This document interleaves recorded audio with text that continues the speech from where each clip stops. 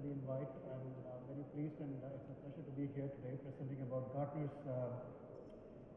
viewpoints on the emerging business opportunities for not just small, medium-sized enterprises, but across the IT industry, the new opportunities that are emerging because of the changes in the technology landscape. So what I am going to take you through in the next, that is going to be happening for the service providers and the technology companies in terms of how they need to be preparing for this digital business wave so that they can take advantage, exploit the opportunities that are going to be coming up with the digital business. They may be doing something to do with digital marketing, they may be doing something to do with digital business, they may be doing something to do with SMAC, whatever that stuff is, but they have a digital business strategy. The question for you, for the people in the audience here right now is, do you have anything to do with these 49% of the companies? Do you have a solution which is addressed to these 49% of the companies?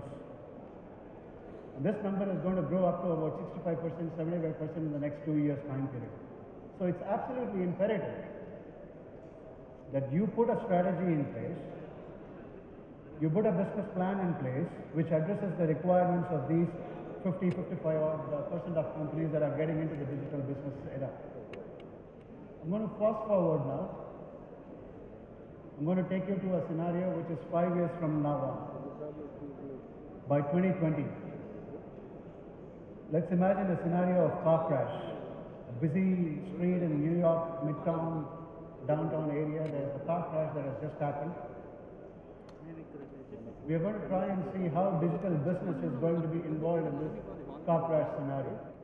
In the digital business scenario, the smartphone which the driver or the passenger of the car which has just crashed is going to detect a sudden deceleration that has happened. The sensors in the car will be interrogating the clothes which the person is wearing for vital signs. So it is basically going to try and understand whether the person is severely hurt or if the person's vital signs are really. Get the clothing material which the person is wearing to understand the vital signs of the passenger there.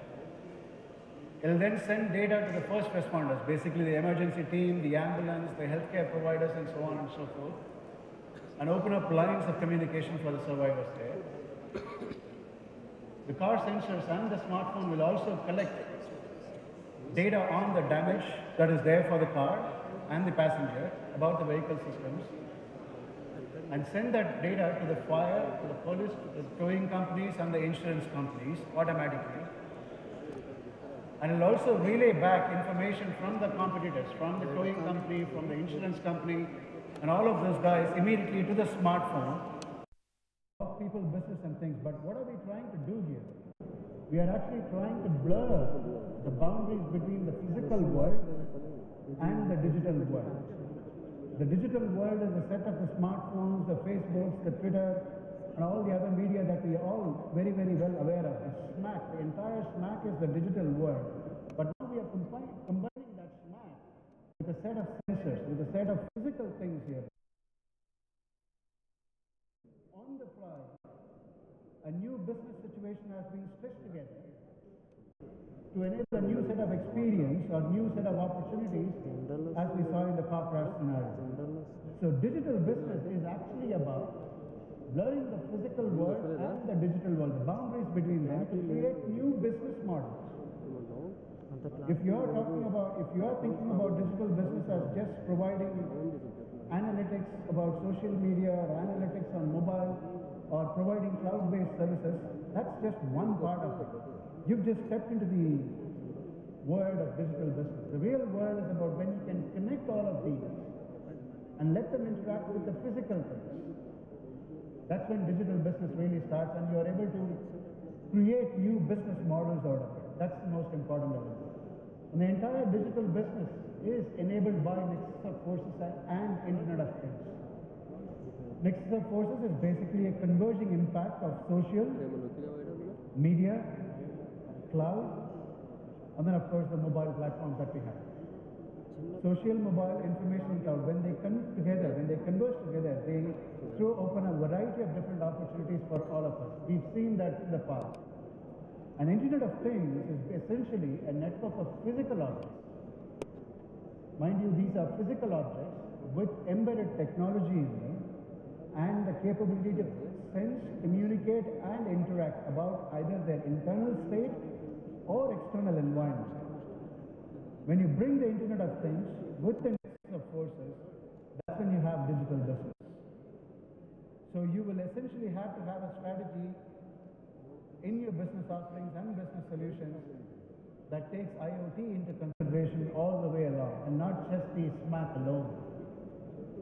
That's when you get into digital business here.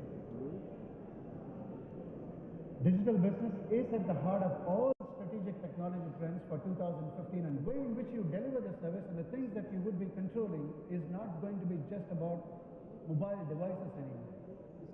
Computing element is going to be there in every aspect, in every physical object.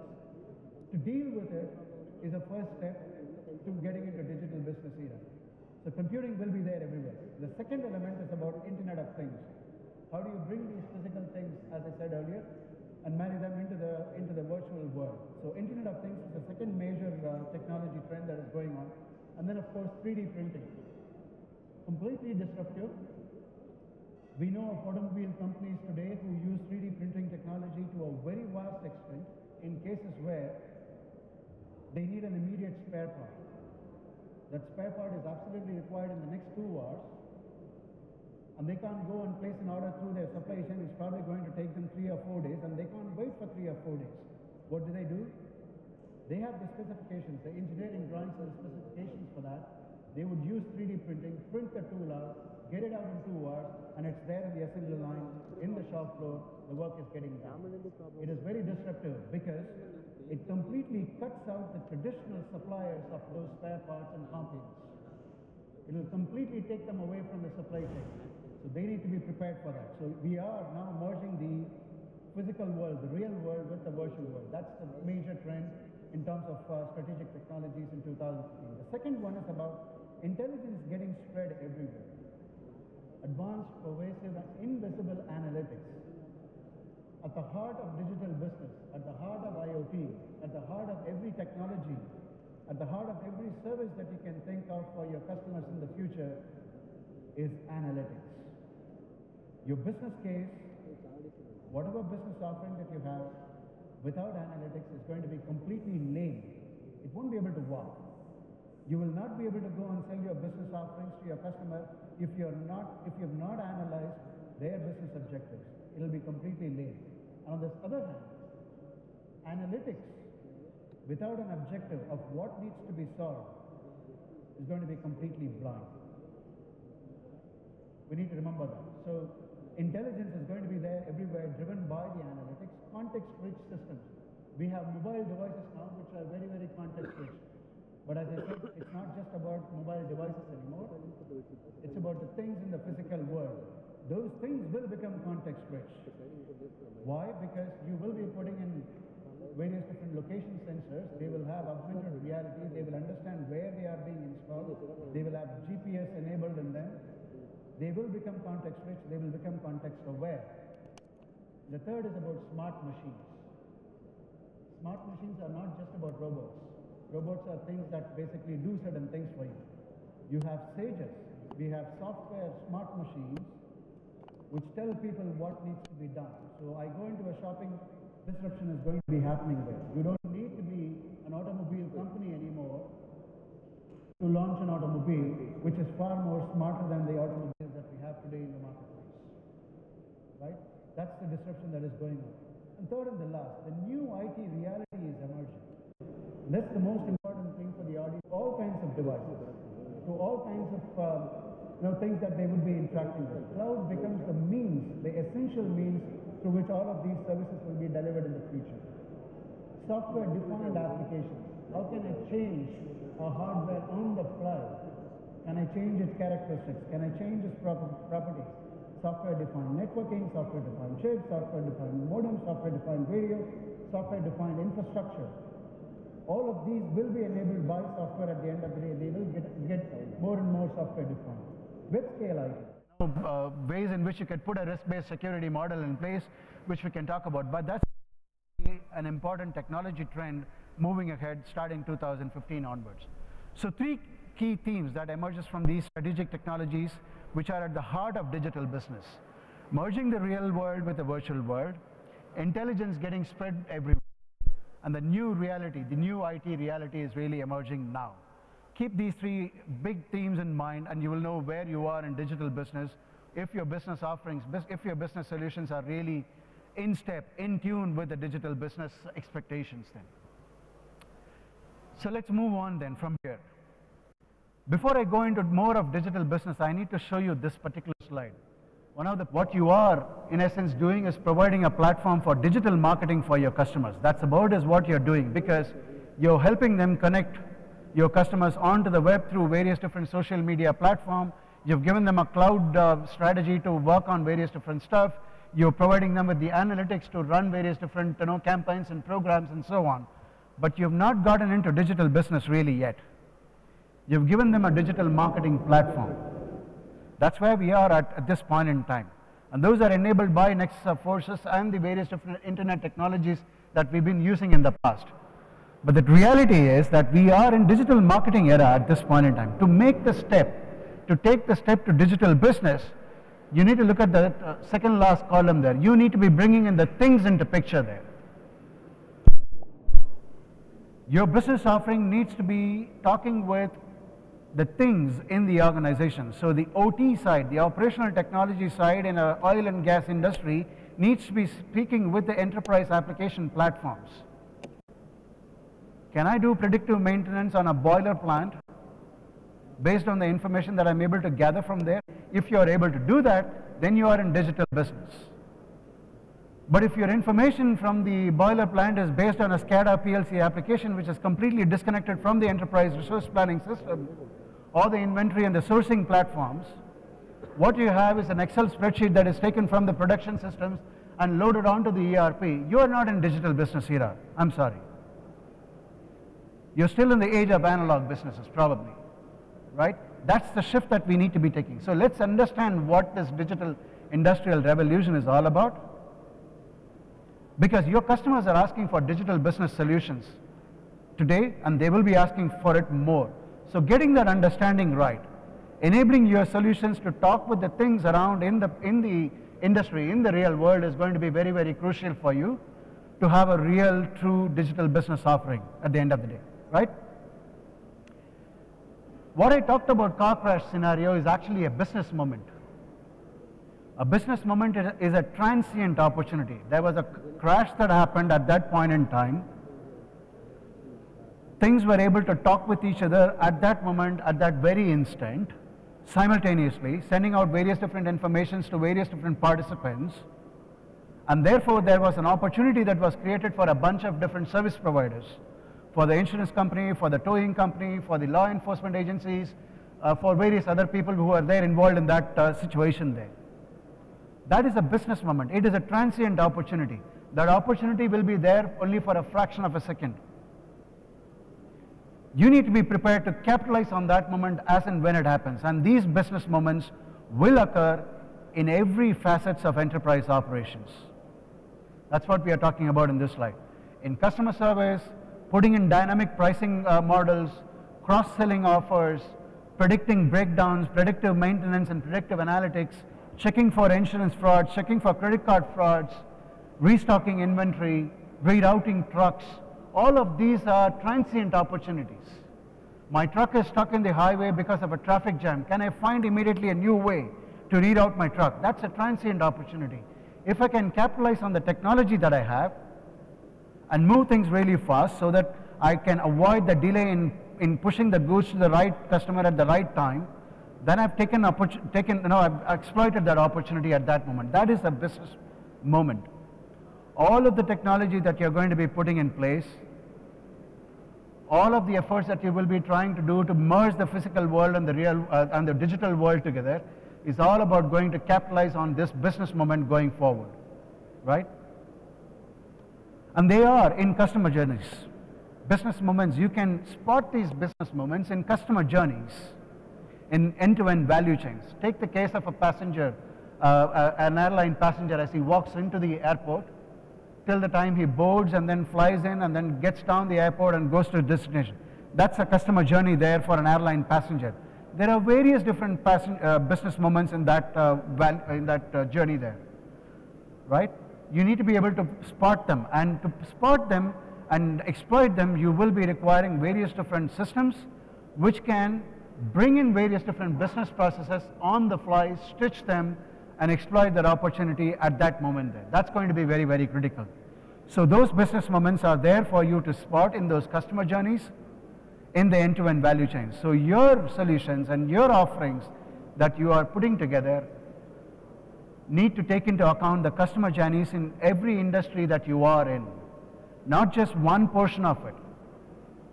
You're not going to just enable inventory stocking. You're not going to be just talking about sourcing. You're not going to be just talking about customer relationship management. You're not just talking about supply chain. You need to take a complete end-to-end view of things. You have certain core expertise areas, great.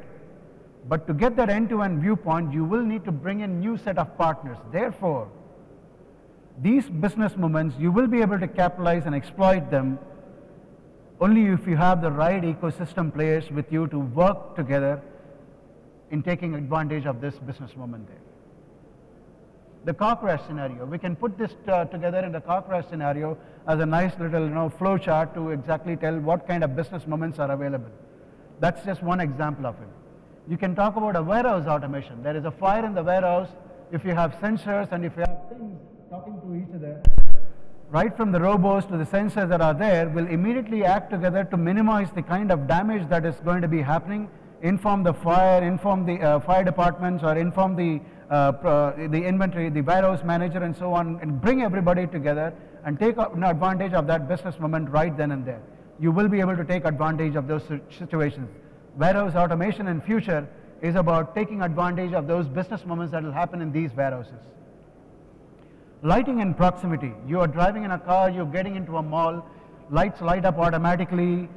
Before even you can go and find a parking slot, there is an intimation on your smartphone which tells you this is the place you need to be parking. The moment you're getting into a parking slot, the retail shop to which you frequently visit immediately knows that you're already arriving there, and they probably are keeping a set of products that you would typically shop for. All of these are business moments, taking advantage of those activities. These are value chains, these are customer journeys. Spotting them and being able to take advantage of them will require you to put together this entire ecosystem in place. More examples, predictive maintenance. Your car breakdowns in the middle of the street. The sensors in the car is immediately going to tell the garage players, and they would send the technicians or send in a drone to take stock of situation, what really is happening. Before even you realize the entire thing is set right for you there. So predictive maintenance is another big example of a business moment. Connected home. So there are more examples. Healthcare monitoring, predictive diabetic crisis, based on the Fitbits and the other sensors that we would be able to use, you could predict when a diabetic crisis is going to happen and provide the right kind of care to the patients that you're looking at. There are plenty of examples that are available. Car crash scenario is a very futuristic scenario that is 5 or 7 or 8 years down the line. Warehouse automation, lighting and proximity, connected home, healthcare monitoring are in the next 2 to 3 years time period. These are opportunities that are there for you in the next 2 to 3 years time period. Can you take advantage of them? Can you put together the ecosystem that is required for this? Do you have the skills and capabilities? Do you have the technology breadth to take advantage of these opportunities? These are the questions. Right? Let's move ahead a little bit more. And this slide sorter is not moving for some reason. Right, there it is. So, as organizations begin their digital transformation journey or their digital business journey, new opportunities will emerge for all service providers. I'm not going to distinguish between a large company because they've been working in this industry, they will be able to do a better job than you. If anybody is going to deny and refute that, I'll be the first person to do that, because IoT and digital business creates a levelizing platform for everybody. Everybody is new in this space. Everybody needs to figure out what technologies are required. Everybody needs to put together that ecosystem that is required to take advantage of this business moment. So everybody is at the starting point. So have no heart if you are a small or a medium-sized enterprise. Don't even think that this is something that is not possible for you. You are all in the same level playing ground. The only differentiating factor that is going to be playing to your advantage is how well you can put that ecosystem in place and how soon you can put that ecosystem in place. That's going to be the big differentiator there for you. By 2020, the IoT market alone is a $340 billion market worldwide. IoT alone is a $340 billion market, and of that, if you look at the layer 4 and layer 5,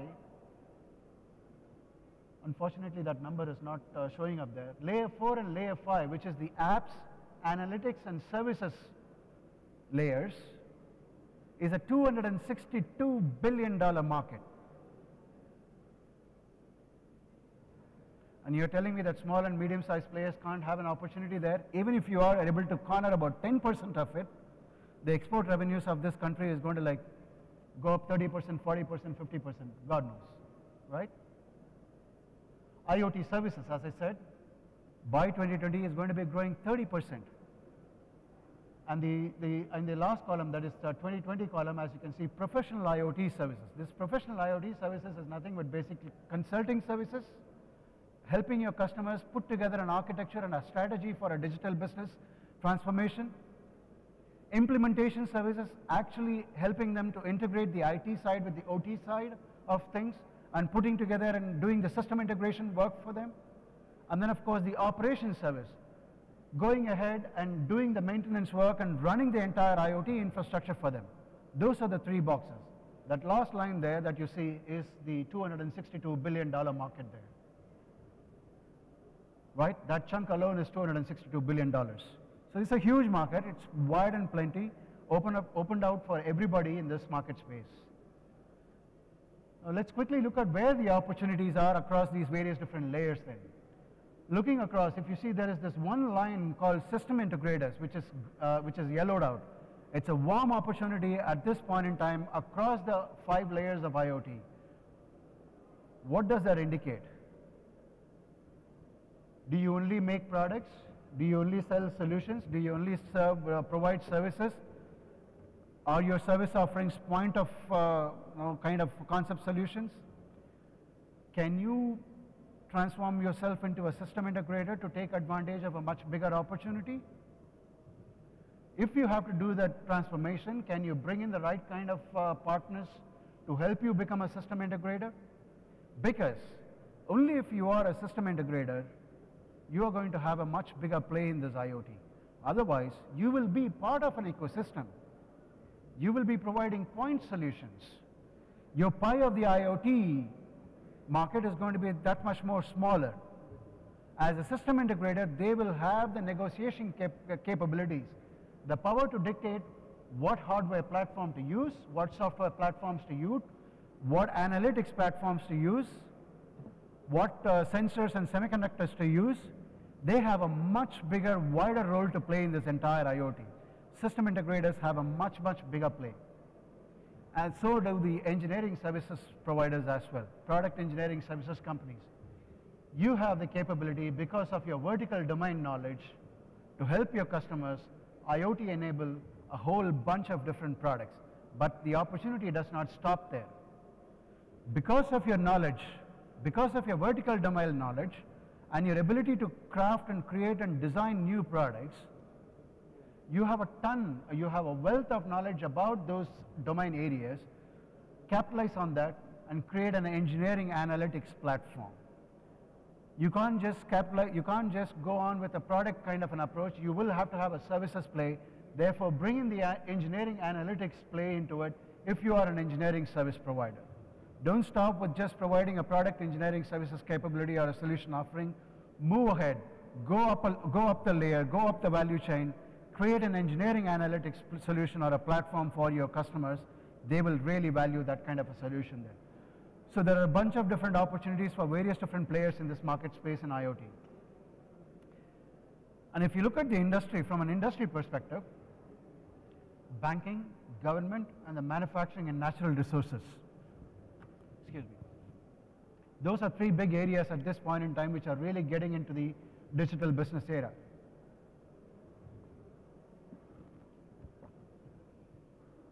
There are some industries which will be moving faster, there are some industries which will be moving slower, but every industry is taking note of what is going on in digital business, right? So the question then is how to grab this opportunity. The opportunity is big, it is wide open for everyone. The big question is, me as a small player, which maybe 15, 20 million, $30 million revenues, do I really have a shot at this big opportunity? That's the big question for everyone here. Yes, you do, provided the digital business, the offerings or the solutions that you have are linked to the business priorities of your customers. Do not create a solution. For heaven's sake, for God's sake, do not create an application, do not create a solution just because you are good in that technology. Just because you have the skills and capability to create a new application or a solution.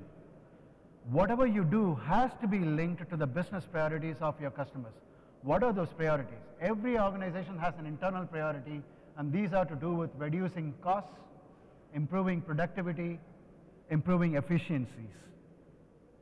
The solution that you have, the offerings that you have, has to be directly linked through a use case. I'll come to that in the next slide. Through a use case, remember, to these business priorities. If you are not being very apparent with that, if you are not being very explicit with that, you will be lost in the crowd. You will be complete noise after that, because there are tons of other companies which are talking this language today. You can't go out in the market and say that I have an analytics platform which will do social media analytics, which will do real-time analytics. Okay, great. So what is it going to do for my business? Will it help me reduce cost? Will it help me improve my efficiencies? If so, in what use cases can I use your analytics platform? Bring that connection. Create that linkages. Make it more explicit. That's the only way to gain the opportunity, grab the opportunity in this space. Those are internal priorities. The external priorities are to do with finding new ways to grow revenues for your customers. Right? New markets, helping them to enter into adjacent markets, finding them ways to enter into new markets. And then of course, it is all about improving customer satisfaction. If your product offerings, if your solution offerings, whatever you do, are explicitly linked to these priorities, then you have a really good shot at this digital business game. Otherwise, I'll be brutally honest with it, you're not going to be having any chance in this opportunity, in this space, because your competitors are speaking that language today across the globe. You need to be speaking the same language with your customers. Your customer is not going to be bothered about whether you have rocket science, whether you're putting an IoT or Nexus of Forces. It doesn't matter anything to them as long as you're not speaking this language. The language your customers are going to understand is this. And you're not going to be just talking with just the CIOs anymore. You will be talking with the CMOs, you will be talking with the CFOs and the board. And they don't understand the technology language. They understand the business language. Therefore, your products, your solutions, I'm going to repeat it for the nth time at the risk of boring you. Please link your solutions and product offerings to the business priorities of your customers. The use cases. So the products and the solutions that you build has to be delivered through one of these use cases. They have to enable in one way or the other these 4 use cases in the IoT digital business era, because that's how you will be delivering business value to them. The first use case is optimizing. Does your product and solution help your customer to optimize certain set of activities in their organization? Asset optimization. Capital intensive industry, there are a bunch of various different assets which are lying in the factory floor, in the inventory house, in the warehouse, in the godowns, so on and so forth. Can you help them create a platform which will allow them to see actually how those assets are really used? And then over a 6-month period, you are giving them an analytics view, visualization, which tells them that this particular asset is actually being used for just 1 week in an entire year. Why did you buy that asset? Why are you owning that asset in your books? That's the value you would be creating. Telling the customer which asset is really used and which it is not really used, or helping them find ways to optimize the usage of those assets. Take the case of hospitals. Much of the equipments and machineries in hospitals are leased. They don't buy them outright, they are leased. And they pay the manufacturers based on the amount of usage that they have. If the hospitals have no way of understanding how well those equipments are used, they will have no clue about how much they are paying, or if they are really paying the value for the kind of usage they have. Putting in an IoT platform on an MRI scanner or a scan machine and identifying the number of days they are actually used, and the number of patients served by those machines will help your customers understand if those machines are really being used, and therefore the X amount of dollars that they are paying for as the lease charges are really justified for that kind of usage. That's the value you would be bringing in, and not going and saying that I have a solution which tracks the asset utilization. That's the use case you will have to be talking about. Similarly, charging. There is this brilliant example of an automobile company which put in sensors all over the car, collected information for about 6 to 8 months time period, and then struck a deal with an insurance company and shared that data with the insurance company. The insurance company created a new business model. They said, oh, I now have a bunch of data about how the driver of that car is actually driving that car. Because I have data from the sensors of that car, that I know if the driver is actually driving it very conservatively, meaning if he drives really well, he stops at the potholes, he stops at the, say, the red lights, he doesn't take really very dangerous curves, he doesn't speed up way too fast, doesn't push his pedal way too hard. He is actually using his car in a very, very nice manner. He is a good driver. Why should I have the same insurance amount for that good driver? I'm going to reduce that insurance premium for that good driver. And then there is another driver who is really, really bad guy. He drives through the potholes, doesn't stop at the red lights, he takes dangerous turns, he is always accelerating. He is not really maintaining his car well. He is a rash driver. He is not a good driver, which means the car is going to be prone to more damages, and therefore the insurance on that car premium has to be much higher. A use-based model, business model, has been generated based on the data which that automobile company shared with the insurance company. Pay as you drive. That's a completely new business model. Nobody did kind of thought about this in the past. So bring in those kind of charging mechanisms, charging models for your customers. Look at ways in which you can help them to use the data that they are gathering from these various different sensors as you put them together, and find ways to create new business models which will allow them to capitalize on that data, monetize that data, and create new business models for them.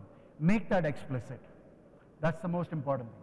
Operating. Of course, sitting in this very room, I should be able to operate the oil rig in the Arabian Sea and understand what really is the problem. If there is an oil pipeline which is burst somewhere, I should be able to send a drone and kind of fix the leakage or fix the damage that is done to that pipeline there. Being able to remotely control, maintain, and manage and monitor all of these things is an immense amount of value, especially in the oil and gas industry. 65% of their operating expenditure goes on maintenance activities. Imagine what remote control, remote maintenance, and remote management can do to oil and gas industry if they are enabled with IoT. Make that use case explicit to your customers. That's where the value is. And then, of course, extending. So I got this new robotics machine. It requires a software upgrade every 6 months. I can't have the manufacturer come in every 6 months to the plant facility and do the software upgrade on a manual basis. I need to be opening up ways, extending that robot's capabilities to accept software upgrades from remote areas. So extending that infrastructure to do software upgrades, to send digital content to the in-vehicle infotainment systems in the car, new ads, new offers and campaigns that can be sent to the automobile there. These are ways to extend and find new business models for the solutions that you're offering to your customers. Therefore, do not focus on technology. You're the gurus in technology. Nobody is going to ask you a question on the technology that you're building. The question will be on what is the value that you're going to bring from that technology for me. Is it going to help me grow business? Is it going to help me reduce cost? Is it going to help me optimize certain thing? Or will I be able to extend and create new business models and new markets for me? Talk the business language with the solutions. That's the most important thing. I probably have another 10 minutes more, I guess. Let me rush. And then, of course, as you put this solution together, be prepared to manage complexity at a level you have not seen before. You're going to be dealing with a bunch of heterogeneous infrastructure. Equipments from 10 different manufacturers, 100 different manufacturers with proprietary hardware, with proprietary embedded software and middleware protocols. All of these things need to be brought together. They will have to be talking in a uniform language. All of those information needs to be sent into the enterprise systems in a uniform manner. There has to be a protocol. Work on those areas. So be prepared to manage those kind of complexities. And the big question then, as I asked you, excuse me, are you in the ecosystem? If you're not able to put together an ecosystem of your own, can you be part of an ecosystem or another one? So you can derive the value out of that ecosystem player, the company that drives that ecosystem. One way or the other, be a part of the ecosystem or create your own ecosystem of players for the digital business IoT market. And that's the only way you will be able to go forward, because you alone, on your own, will not be able to get all the solutions and technologies and put them together in a uniform manner. The ecosystem for car crash business movement, the ones that we saw earlier. The consumer electronics companies are involved in this. The government organizations are involved in this. The healthcare organizations are involved in it. Financial services companies are involved in this. Automotive companies are involved in this. Retailers are involved in this. Legal firms are involved in this. For that one single business moment of car crash scenario to work, you will need to be able to bring all of these different participants into one single ecosystem and allow them to work together in unison and exchange data in a uniform manner through a standardized mechanism, standardized messaging architecture. That's the challenge. It's not the technology which is the challenge.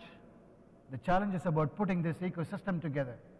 Much of the next 2 to 3 years that you're going to be spending in devising solutions and products is all going to be on putting this ecosystem together. As I said, you are the gurus in technology. You will figure that out in overnight. You know what technologies to use. So I don't even have a slide on what technologies to make IoT and digital business possible in this. It's the ecosystem that is going to be the biggest challenge for you, right? So digital business places new demands on the applications that you will be building, but renovating the core and exploiting the new are the key words that you need to be remembering. The place to start with for your customers is help your customers to lay that groundwork or the foundation for the digital business, which basically means then helping them to renovate the digital core of your customers. Much of the organizations are still in a prehistoric legacy kind of an infrastructure area. Do you have the solutions? Does your offering really help your customers renovate the core of your customers? Postmodern ERP and enterprise applications. One, open SOAs are important part of renovating that core for your customers. And then of course advanced analytics solutions are also a part of that renovating the core exercise that you would be doing with your customers. One part of your go-to-market strategy, therefore, is a segment where you are clearly addressing this is how you will help your customers to renovate the core applications, the core infrastructure of your customers, and then help them move on to the digital transformation or the digital business strategy. One part of your go-to-market strategy has to explicitly address this aspect of digital transformation. The second question for you then is, does your offering support the new open business architecture? And that's the only way you will be able to plug and play with various different ecosystem players and take advantage of the various different business moments that will be coming up. So whatever solutions and products that you are developing, do not rely on a single standard. It has to be based on an open business architecture, right?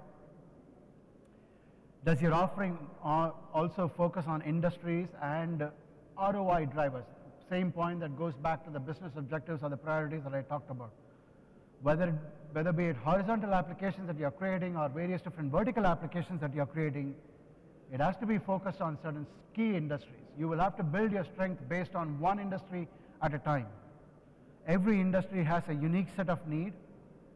Every company within every industry has a unique set of need. Every business line, every stakeholder within that company has a unique set of need. You need to be able to address those issues, those unique issues your customer will have, and you need to be able to address those ROI questions for them as well going ahead.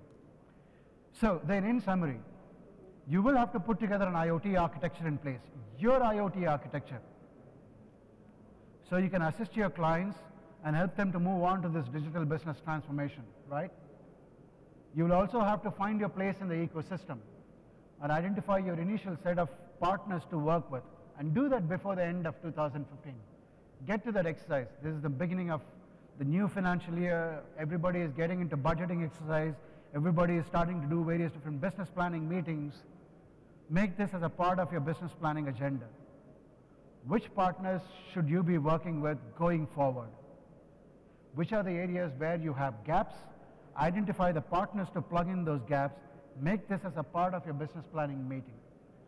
And target your value, the value that you're going to be offering. Are you going to be providing solutions to optimize certain things? Are you going to be providing solutions to remotely operate certain things? Are you going to be providing solutions to extending the digital capability of your customers? Find that value, focus on that value, and get your solutions in tune with that value. So 3 guidelines before I wrap up for service providers.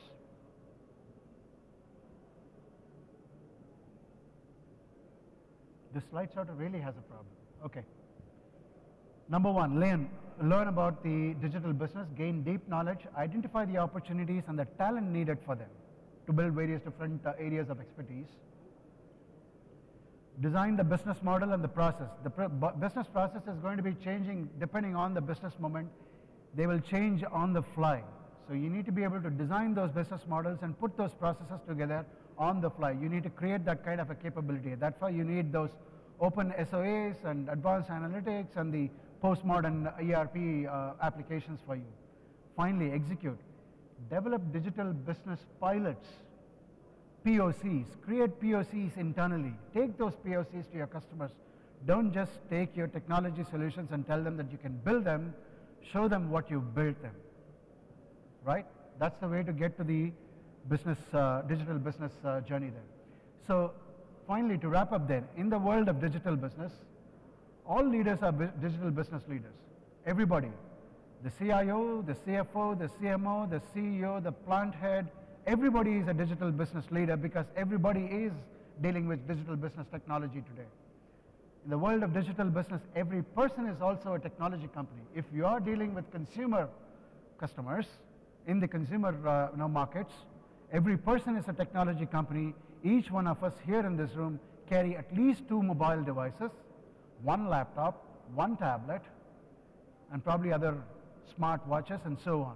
Every person is a technology company today. Therefore, the way in which the services will be delivered to each of these persons is going to be very, very important. And then finally, of course, in the world of digital business, winners are going to be adopting and adapting. Learn from other industries.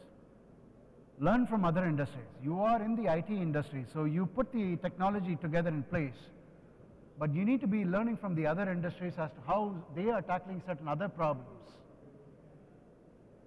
Right? Learn from other industries. That's the only way winners will be adopting and adapting. So with that, then I'll wrap it up and hand it over back then. Thanks very much.